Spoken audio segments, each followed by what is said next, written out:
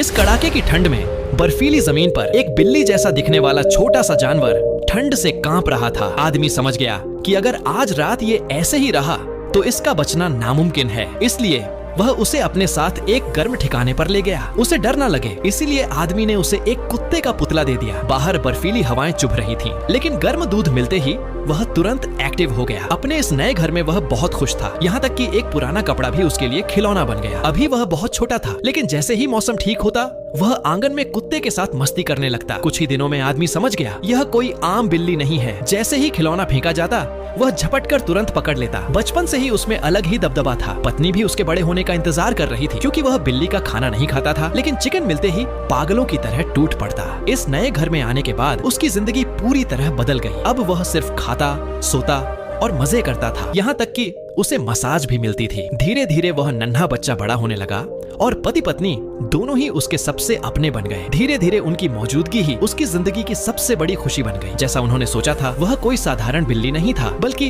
एक खतरनाक प्यूमा था। लेकिन उसके खतरनाक रूप के पीछे एक बहुत ही नरम दिल छिपा था। उनके सामने वह बस एक प्यारा सा बड़ा बिल्ली था। इतना बड़ा होने के बावजूद वह थोड़ा डरपोक था। कटोरे की मछली भी उसे डरा देती थी। उसका वजन बढ़ता गया, लेकिन उसने कभी किसी को नुकसान नहीं पहुंचाया। अब पत्नी के लिए वह पर्सनल बॉडीगार्ड बन चुका था। इतना बड़ा होने के बावजूद दिल से वह आज भी एक नन्हा बच्चा था। उसे कागज के डिब्बों से खेलना बहुत पसंद था और पकड़े जाने पर चुपके से भाग जाता, जैसे उसने कुछ किया ही नहीं। उन्होंने उसे अपनाने का अपना फैसला कभी नहीं बदला, क्योंकि वे जानते थे उसके ताकतवर शरीर के अंदर आज भी वही मासूम बच्चा है। तो दोस्तों, ऐसी ही और क्यूट एनिमल स्टोरीज के लिए अभी सब्सक्राइब करें।